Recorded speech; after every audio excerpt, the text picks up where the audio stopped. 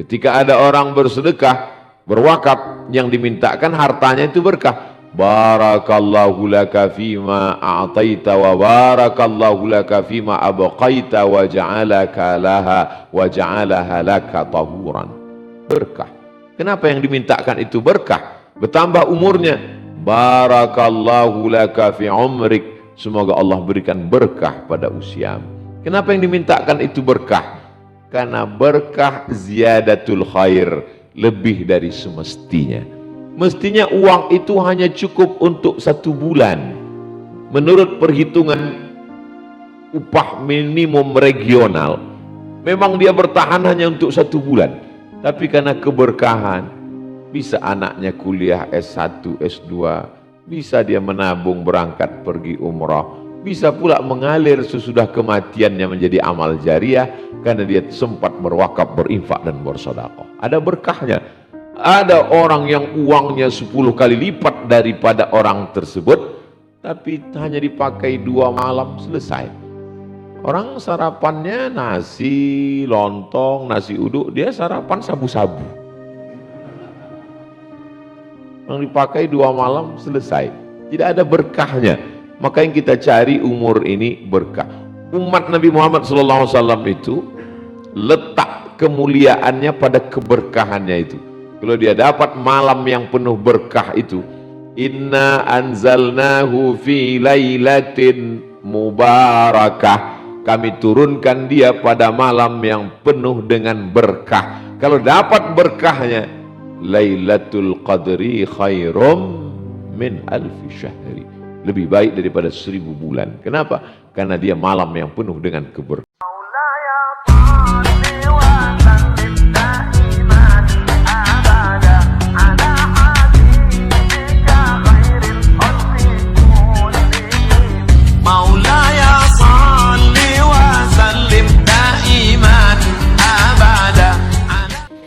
Orang yang paling mulia subuh ini bukan orang yang paling banyak hartanya, karena harta akan tinggal. Bukan yang paling tinggi jabatannya, karena jabatan akan berakhir. Yang paling mulia kata Nabi, Allahumma barik li ummati fi bukuriha. Orang yang paling awal bangunnya, maka dialah yang paling banyak dapat keberkahannya. Berkah itu diambil dari 3 huruf, ba, ro, kap.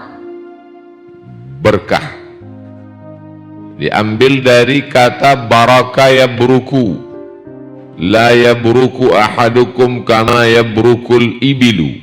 Janganlah kamu turun seperti turunnya onta ke tanah. Jadi barokah diambil dari kata onta turun ke tanah. Misalnya saya punya tanah, bapak punya tanah, ibu punya tanah. Tanah kita luasnya sama-sama 25 kali 25 meter. Tapi kemudian ada datang seekor onta dan berhenti.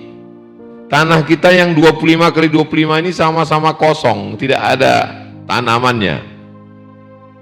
Tiba-tiba datang seekor onta dan berhenti ke tanah saya tanpa ada rencana apapun, karena dia binatang yang lepas liar. Tiba-tiba datang berhenti tepat di tanah saya. Kenapa tidak di tanah bapak? Kenapa tidak di tanah ibu? Karena kebetulan saya yang ceramah, ya saya bilang aja di tanah saya. Maka yang dapat berkah itu tanah saya itu. Karena di situ onta berhenti. Karena ini onta liar, tidak ada pemiliknya, maka sayalah pemilik onta tersebut. Saya dapat bulunya, saya dapat dagingnya, saya dapat hewan tunggangan, maka tanah saya itu berkah. Itu asal muasal kata berkah. Jadi sama-sama hidup subuh ini, sama-sama bernafas, tapi kita lebih banyak dapat berkahnya. Berkah langkah tapak kaki. Tapak kaki yang pertama melangkah menghapus dosa, yang kedua mengangkat derajat, yang ketiga menghapus dosa, yang keempat mengangkat derajat. Perlu dipahami, diingat, didengar baik-baik, menghapus dosa, bukan menghapus hutang. Nah, jadi banyak juga yang salah paham. Lalu kemudian tangannya paling berkah yang paling awal bangunnya. Karena ketika dia masuk ke dalam masjid, di beberapa masjid disediakan kotak sedekah di depan pintu. Zaman dulu begitu. Zaman sekarang sudah tidak ada lagi kotaknya, langsung ada gambar-gambar petak-petak hitam putih, langsung scan QRIS. Langsung dia scan, bahkan beberapa jamaah langsung auto debit, langsung terpotong otomatis. Dialah yang paling berkah, karena langsung datang dikirim Allah malaikat, Allahumma a'ti munfiqan khalafa. Orang yang bersedekah, berilah dia ganti. Dan dulu ada satu malaikat lagi yang dikirim Allah, berdoa juga, Allahumma a'ti mumsikan talafa. Siapa yang tak bersedekah, binasakanlah dia. Jadi doa itu memang dua, sepasang dia. Ada sebagian ustadz menyampaikan satu saja, karena bagian yang kedua itu dia tidak sampai hati untuk menyampaikannya. Kalau saya sampaikan dua-duanya. Di Masjid Al-Ikhlas kelihatannya tadi saya masuk tidak ada kotak dan tidak ada scan QRIS. Rupanya kelihatan dari sini ada keranjang di belakang. Nah, itu berkah juga. Lalu kemudian keningnya paling berkah. Kenapa? Karena orang yang tidak ke masjid yang masih tidur, keningnya belum memberikan bekas apa-apa ke tanah. Sedangkan orang yang sudah datang ke masjid, wa naktubu ma qaddamu wa atharahum, kami tulis semua yang mereka lakukan, wa atharahum, bekas-bekas tapak kaki, bekas-bekas kening. Itu mengapa kadang ada jamaah yang duduk saling berdampingan, setelah selesai sholat sunat, salam, yang satu pindah ke kanan, yang kanan pindah ke kiri, yang kiri pindah ke kanan. Lalu ada bapak-bapak ibu yang bawa anak, anaknya memperhatikan, nanya, Mama, Papa, itu ada dua orang tadi kok yang kanan pindah ke kiri, yang kiri pindah ke kanan. Lalu kemudian dengan spontan dia jawab, mungkin mereka lagi sip-sipan. Padahal sebenarnya mereka ingin supaya keningnya lebih banyak mendapatkan berkah, sehingga nanti ketika menghadap Allah Subhanahu wa taala, Masjid Al-Ikhlas ini bersaksi di hadapan Allah bahwa Abdul Somad pernah menempelkan keningnya ke sini. Kening yang paling mulia, paling tinggi, tidak ada satupun orang yang bisa memegangnya. Lalu kemudian kita tempelkan ke tempat yang paling rendah, paling hina, di bawah telapak kaki, dengan mengucapkan Subhana Rabbiyal A'la, Engkaulah yang maha tinggi. Satu kali sujud di atas muka bumi Allah lebih baik daripada dunia dan seisinya, karena ada satu makhluk yang tidak mau bersujud sama sekali. Allah bertanya kepada dia, Ma mana'aka alla tasjuda li Adama idh amartuk, mengapa kamu tidak mau bersujud kepada Adam ketika aku perintahkan? Langsung dia menjawab, khalaqtani min nar, kau ciptakan aku dari api, wa khalaqtahu min tin, sedangkan dia kau ciptakan dari tanah. Ana khairum minhu, aku lebih baik daripada dia. Kalau bercerita tentang ilmu, tentu ilmu dia lebih banyak. Kenapa ilmu dia lebih banyak? Karena dia selevel dengan malaikat. Berarti ilmu malaikat sama dengan ilmu dia. Jadi kalau ada orang hari ini bangga dengan ilmunya, tapi tidak mau menempelkan keningnya ke lantai, berarti ini mereka ini masih satu mazhab, satu level dia. Tadi saya nanya sama Ami Prof, ini masjid apa? Masjid Al-Ikhlas. Mazhabnya apa? Pakai mazhab Nahdlatul Ulama atau Muhammadiyah? Katanya ini mazhabnya mazhab Muhammad NU.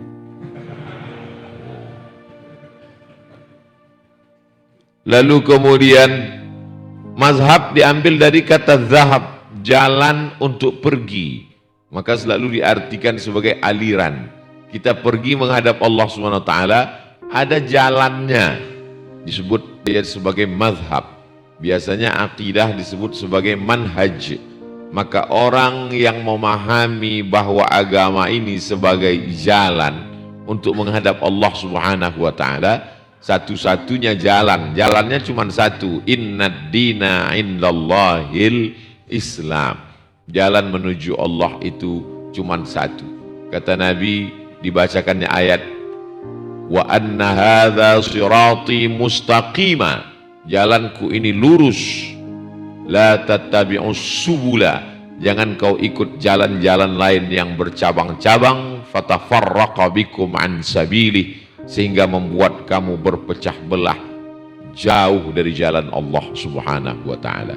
Alhamdulillah, kita subuh ini masih dalam jalan yang kita lafazkan di hadapan Allah Subhanahu wa taala, asyhadu an la ilaha illallah wa asyhadu anna Muhammadan Rasulullah. Kita yang sudah membuka mata tadi, maka yang paling awal dia membuka mata, dia yang dapat berkah duluan, karena lidahnya langsung mengatakan alhamdulillahilladzi ahyana ba'dama amatana wa ilaihin nusyur. Sama-sama bernafas, sama-sama masih hidup, tapi berkah kita lebih banyak. Saya dengan saudara keluarga saya yang ada di Riau sekarang, maka berkah saya lebih banyak. Kalau ikut dengan doa Nabi tadi, Allahumma barik li ummati fi bukuriha, orang yang paling awal bangunnya dia yang dapat berkahnya. Kita baru 4.30 sudah selesai sholat subuh, sudah mandi, sudah bersih, sudah langkah kaki kanan masuk masjid, sudah tahiyatul masjid, sudah qabliyah subuh, sudah sholat subuh, sudah zikir, sudah doa. Saudara saya yang ada di Riau, Sumatera sekarang belum sholat subuh. Oleh sebab itu, kalau hitung-hitungan berkah dan jam awal bangun tidur, maka orang Malang ini lebih dulu masuk surga daripada orang Pekanbaru. Tapi kalau dia tidak menggunakan potensinya untuk meraih berkah itu, maka orang Malang ini juga punya potensi untuk lebih dulu masuk neraka.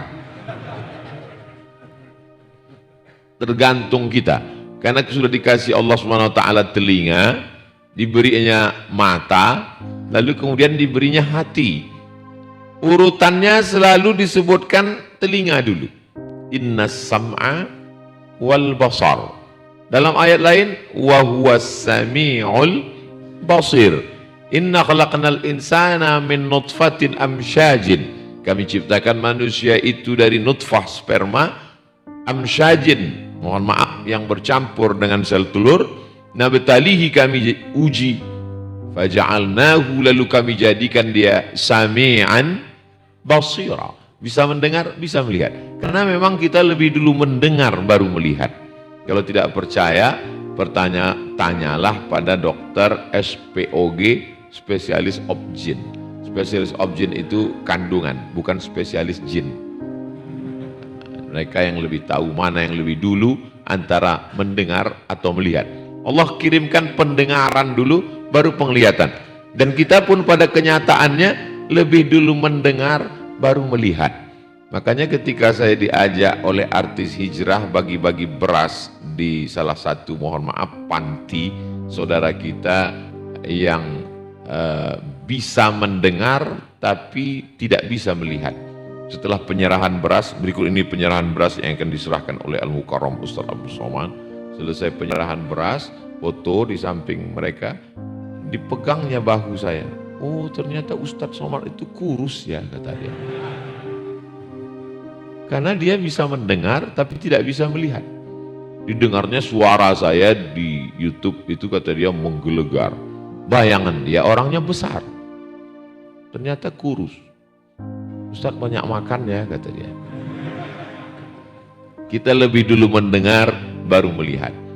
Dan ternyata melihat pun tidak selamanya sama seperti yang kita lihat itu. Pernah kamu melihat Ustaz Somad? Pernah. Di mana kamu lihat? Di YouTube. Ternyata di YouTube itu garang sekali. Setelah ketemu, lucu. Nah, itu. Banyak sekali saya melihat orang ketika menonton video dia itu, kesannya sangar, keras. Di antaranya Buya Yahya. Saya melihat beliau di YouTube itu, ini Ustaz keras sekali. Pas ketemu lembut sekali. Masya Allah, tabarakallah. Kemudian Habib Taufik bin Abdul Qadir As-Segar, Ketua Rabithah Alawiyah. Saya tonton di YouTube itu, kelihatannya sangar, keras. Pas ketemu lembut sekali. Itu maka kita tidak bisa menilai orang hanya dari sekedar mendengar, lalu kemudian melihat. Apalagi YouTube-nya dipotong-potong. Nah itu, oleh orang-orang yang tidak punya paket 2 giga. Jadi yang merusak kita ini memang pendengaran, penglihatan, tanpa mengiringinya dengan pemikiran. Makanya kata Allah dalam Al-Quran, Inna sam'a wal basar wal fuad. Fuad itu ada menyebutnya qalb, ada menyebutnya fuad. Kapan dia qalb, kapan dia fuad? Qalb diambil dari 3 huruf, qab, lamba, qallaba, berbolak-balik, maka dia disebut dengan qalb. Makanya kita meminta supaya yang berbolak-balik itu jangan berbolak-balik. Ya muqallibal qulub, engkau yang membuat dia berbolak-balik, tsabbit qalbi, kokohkan dia supaya jangan berbolak-balik. Sholat subuh apa enggak? Sholat subuh apa enggak? Sholat subuh apa enggak? Sholat subuh enggak? Sholat subuh enggak? Sholat subuh enggak. Minta supaya dia jangan berbolak-balik. Tapi ada masanya dia sudah tidak lagi berbolak-balik, maka dia disebut dengan fuad. Nabi Muhammad SAW itu disebut dengan fuad. Ma kadzabal fuadu ma ra'a. Fuad, hati Muhammad Nabi SAW sudah tidak berbolak-balik. Kenapa berbolak-balik kita? Karena memang ada 2 pilihan. Seperti pilihan saya minuman ini, ada 2 pilihan. Masya Allah. Yang satu kopi, yang satu teh. Berbolak-balik. Maka malah 3 pilihannya. Satu lagi air putih. Berbolak-balik. Begitulah Allah Subhanahu wa ta'ala membolak-balikkan hati. Jadi kalau ada orang yang hatinya sudah tidak berbolak-balik antara makan haram, riswah, korupsi, sogok, dengan makan uang yang bersih. Saya ini Pak Ustadz, hati saya sudah tidak berbolak-balik. Kenapa? Karena saya hanya mendapatkan yang bersih saja. Kenapa Bapak bisa tidak berbolak-balik? Apakah Bapak sudah sampai ke level fuad itu? Bukan, karena memang tidak ada kesempatan. Memang tidak ada. Jadi orang yang disebut kuat itu adalah ketika dia punya potensi untuk berbolak-balik dan dia bisa istiqomah dalam satu pilihan dengan kekuatan yang luar biasa. Dan yang bisa fuad itu insya Allah adalah jamaah yang hadir subuh ini. Karena dengan segenap kemampuannya dia punya pilihan untuk tetap bertahan di bantal, bertahan dengan selimutnya. Di tangannya ada remote AC-nya dan kunci kamarnya. Kamar-kamar dia, AC milik dia, mata punya dia, dan dia berhak untuk meneruskan tidurnya sampai jam 8. Tapi kemudian dia lawan, apalagi ini hari libur ini kan. Sebagian libur, sebagian tidak, tergantung pilihannya. Di saat orang membalaskan sakit hatinya pada saat kerja, dia mesti ikut aturan kantor tempat bekerja, masuk jam sekian sampai jam sekian. Inilah masanya hari pembalasan. Dibalaskan tidur sampai jam 8, jam 9. Istrinya bertanya, Mas kamu enggak sholat tanggal merah? Maka hari ini kita menggunakan semua potensi dari mulai mata sampai telinga sudah mendengar, sampai hati merenung, kaki melangkah, tangan bersedekah, maka kitalah pemilik keberkahan. Makanya kalau ketemu sama orang itu dimintakan berkahnya. Assalamualaikum warahmatullahi wabarakatuh. Barakah. Kalau satu, barakatuh. Kalau jamak, barakatuh. Berkah, berkah, berkah. berkah hartamu, berkah anakmu, berkah keluargamu, berkah istrimu, berkah kerjamu, berkah uangmu, berkah duniamu, berkah usiamu, berkah akhiratmu. Makanya ketemu orang, lahir anaknya, yang kita mintakan berkahnya. Barakallahu laka fil mauhub wa syakartal wahib wa ruzikta birrahu wa balagha asyuddahu. Semoga anakmu ini berkah. Ketemu dua mempelai laki-laki dan perempuan duduk bersanding, yang dimintakan berkahnya. Barakallahu lakuma wa baraka alaikuma wa jama'a bainakuma fi khair. Ketika ada orang bersedekah, berwakaf, yang dimintakan hartanya itu berkah. Barakallahu laka fima a'taita wa barakallahu laka fima abqaita wa ja'alaka laha wa ja'alaha laka tahuran. Berkah. Kenapa yang dimintakan itu berkah? Bertambah umurnya. Barakallahu laka fi umrik. Semoga Allah berikan berkah pada usiamu. Kenapa yang dimintakan itu berkah? Karena berkah ziyadatul khair, lebih dari semestinya. Mestinya uang itu hanya cukup untuk 1 bulan. Menurut perhitungan upah minimum regional, memang dia bertahan hanya untuk 1 bulan.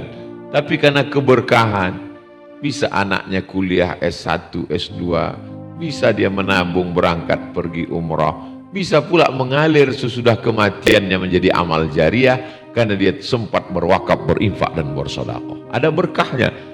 Ada orang yang uangnya 10 kali lipat daripada orang tersebut, tapi hanya dipakai 2 malam selesai. Orang sarapannya nasi lontong, nasi uduk, dia sarapan sabu-sabu. Yang dipakai 2 malam selesai. Tidak ada berkahnya. Maka yang kita cari umur ini berkah. Umat Nabi Muhammad SAW itu letak kemuliaannya pada keberkahannya itu. Kalau dia dapat malam yang penuh berkah itu, inna anzalnahu fi lailatin mubarakah, kami turunkan dia pada malam yang penuh dengan berkah. Kalau dapat berkahnya, Lailatul Qadri khairum min alfi syahri, lebih baik daripada 1000 bulan. Kenapa? Karena dia malam yang penuh dengan keberkahan. Jadi kalau ada orang bangga menjadi umat Nabi Nuh, Nabi Nuh itu meninggalnya umurnya 950 tahun. Bayangkan kalau kita umur 950 tahun, berapa kali ganti KTP, lama sekali itu hidup. Nabi Muhammad SAW katanya umur umat dia itu baina sittina wa sab'in, antara 60 dan 70. Sedikit sekali yang melampaui itu. Zaman Nabi itu, zaman sahabat begitu. Zaman kita sekarang tidak sampai, baru 50 sudah datang macam-macam, jantung koroner, diabetes meletus, asam urat. Mohon yang kebetulan penyakitnya sama persis seperti yang saya sebutkan, jangan tersinggung karena saya nggak tahu. Beberapa jamaah banyak tersinggung mendengar ucapan ustadz, akhirnya dibawa ke hati, setelah pulang meninggal. Jadi prinsip, karena kalau kita bawa ke perasaan, kenapa ya seolah-olah semua yang diucapkan ustadz itu kok tertuju ke saya gitu. Kok dia tahu ya gitu. Padahal sebenarnya ustadz itu nggak ada niat macam-macam, dia hanya ngomong kebetulan kena ke kita. Jadi ketika mengaji itu memang betul-betul niatnya itu berangkat itu bismillahi tawakkaltu 'alallah la haula wala quwata illa billah.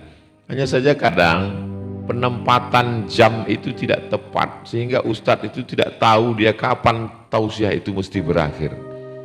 Jamaahnya juga penuh dengan penderitaan. Di rumah menderita, di kantor menderita, di jalan menderita, rekening menderita. Akhirnya ustadz itu menjadi pelengkap penderitaan. Saya pernah tausiah, itu di atas meja itu dibuat lampu 3 warna. Ada merah, ada hijau, ada kuning. Saya sangka meja itu pernah dipakai untuk musabaqah tilawatil Quran. Sehingga lampu itu dipakai, belum sempat nyopot, dipakai untuk ceramah. Saya tanya pengurus, ini bekas MTQ kemarin? Enggak Pak Ustadz. Terus lampu ini untuk apa? Memang bagi Ustadz yang ceramahnya terlalu panjang kami kasih kode. Kalau udah lewat hidupkan kuning, tet. Insya Allah Ustaz Abdul Somad tidak kena begitu, karena dimanapun tausiah dia pasti 600 ml 60 menit. Tadi saya mulai jam 6, jam 4.15, insya Allah jam 5.15 akan selesai dengan sendirinya. Itu yang biasanya minumannya pakai botol, tapi yang 3 serentak begini baru kali ini.